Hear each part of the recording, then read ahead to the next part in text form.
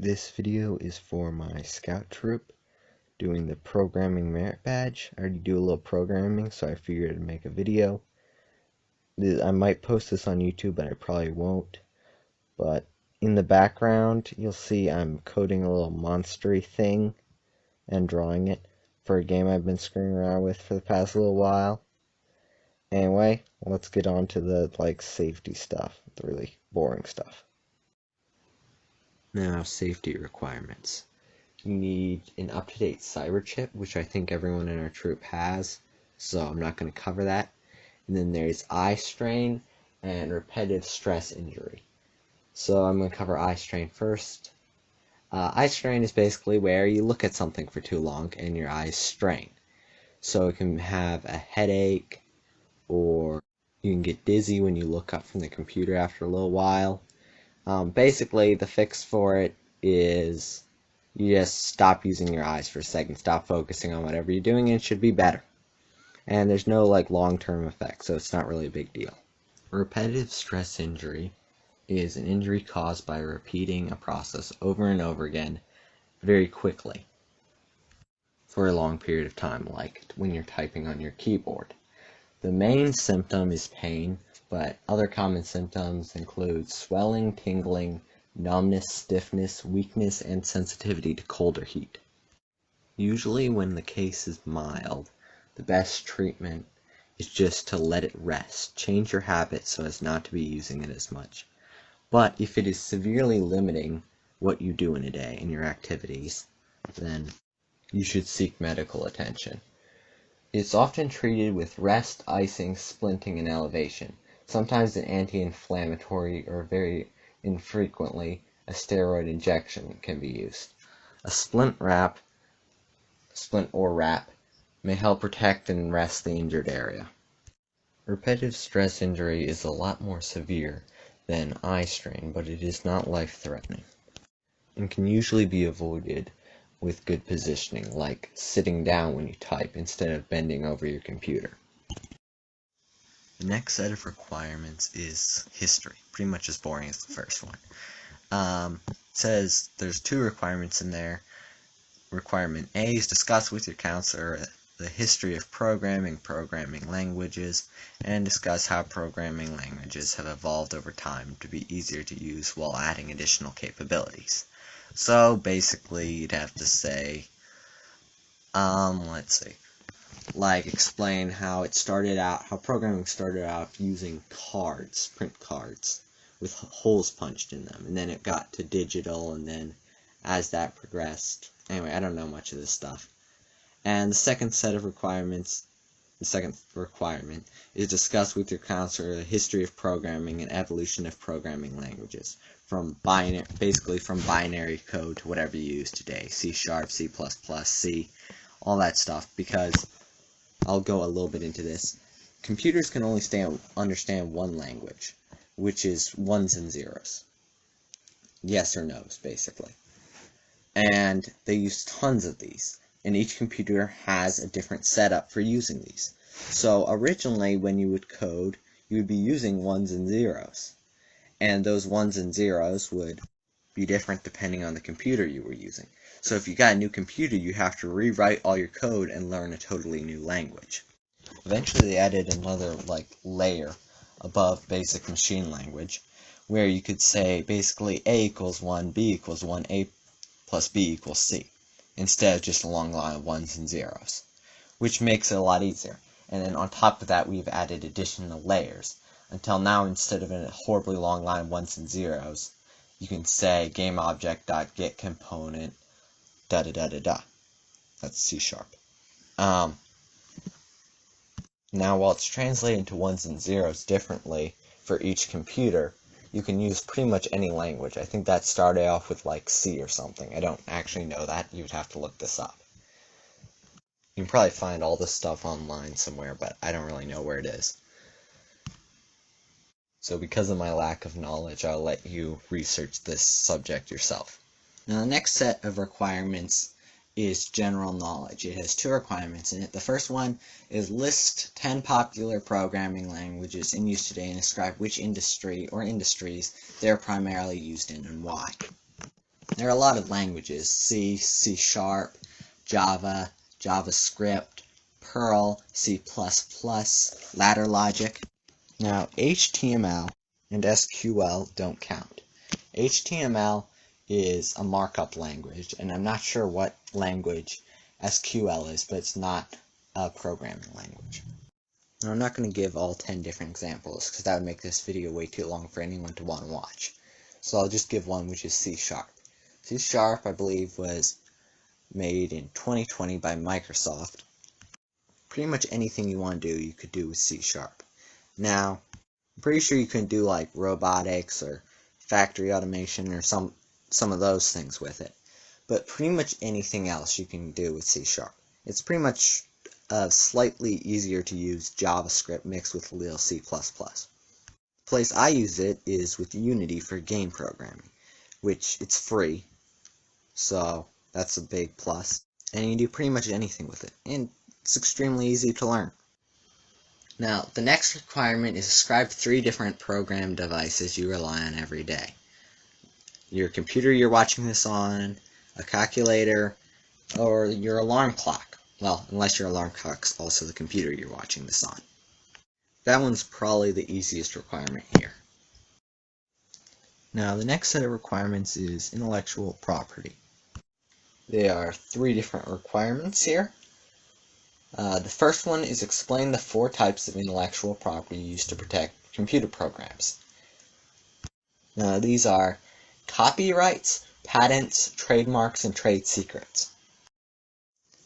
A patent is a form of right granted by the government to an inventor, giving the owner the right to exclude others from making, using, selling, offering to sell, and importing an invention for a limited period of time. The 3 main requirements for getting one is it has to be new, not obvious, and needs to be an industrial applicability.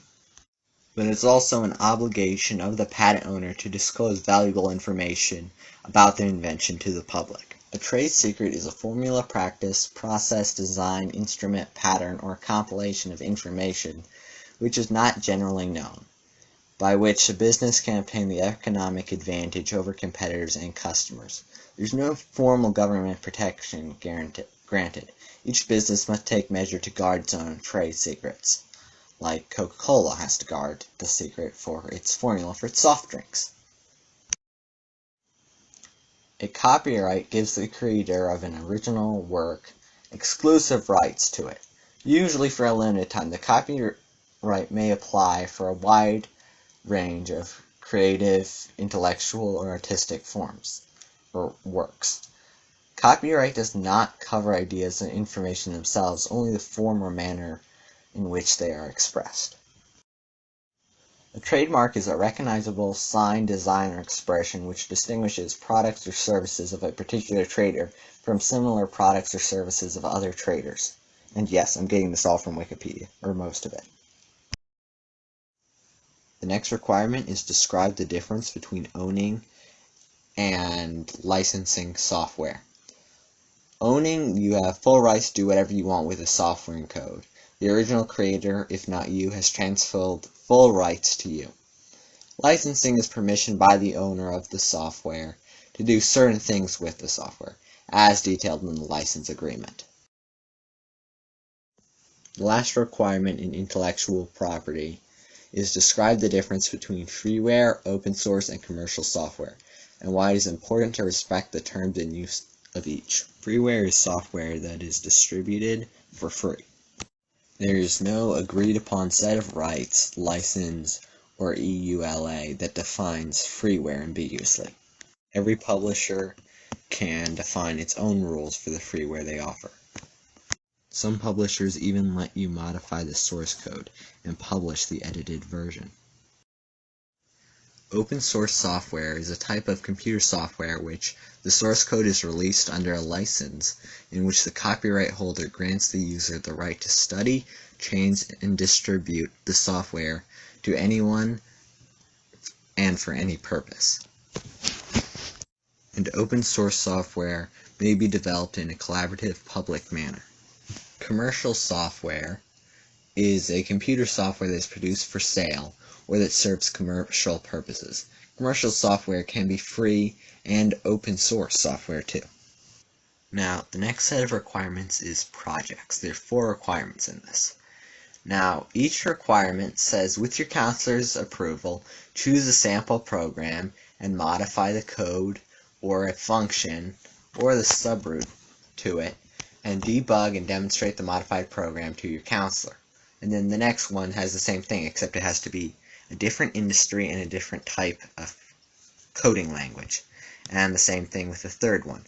Now, the fourth one says, explain how the programs you wrote for requirement 5A, 5B, 5C process inputs, how they make decisions based on those inputs, and how they provide outputs based on the decision making. If you go to boyslife.org, they have a section on merit badges, and if you go to the programming merit badge, they have lots of samples of code from different languages that you can modify and edit if you'd like, and it teaches you the basics of how to modify them. Or if you want to make games with like Unity or C# or whatever, just ask me and I'll help you. I got nothing better to do. Now, the last requirement in projects is the one where you explain how your program takes input and makes decision based on those inputs. So I'm going to give you an example of the program I'm writing in the background. The fire mite is the little buggy, fiery thing, finds the target's position, which I'm not going to explain, and then takes its own position, the x-coordinate, and subtracts the target's position. If the distance is negative, then it'll have to move right, so you add to the position of the fire mite. If it is negative, however, you have to move left, so you subtract from the position of the fire mite. Now, the next set of requirements is careers. It says, find out about 3 career opportunities that require knowledge in programming. Pick one and find out the education, training, and experience required. Discuss with your counselor and explain why this career might be of interest to you.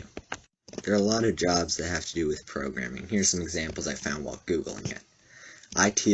IT field technician, IT site coordinator, desktop deployment technician, help desk analyst, and my favorite by far, independent developer, which isn't actually on this list, and I'm not sure it really counts as a job, but you can make money off of it, so I think it does. Now, for the rest of the requirement, I'm just going to use independent developer because it's easy. Education, well, you work for yourself, so there are no real requirements. Training, well, as long as you can make an app that people are willing to pay for, you pass. And experience, well, if you can make something that people will pay for, you pass. And then for the discuss with your counselor and explain why this career might be of interest to you, you work for yourself, so you can work when you want. And as long as you can make enough money to get by, you can do whatever you want for the rest of your day. No hours, no anything. Of course, I'm guessing a lot of people thought the same thing when they're still living in their mom's basement because they couldn't afford their own apartment. And that's about it. If you have any questions, just ask me. I'll probably be posting this in the Discord, probably not on YouTube. And yeah, done. Oh, and sorry about the voice changing all the time. I don't have a mic, so I'm recording this on my tablet, and I keep on getting up to like go and pet the dog or get a drink, and every time I come back my voice sounds different.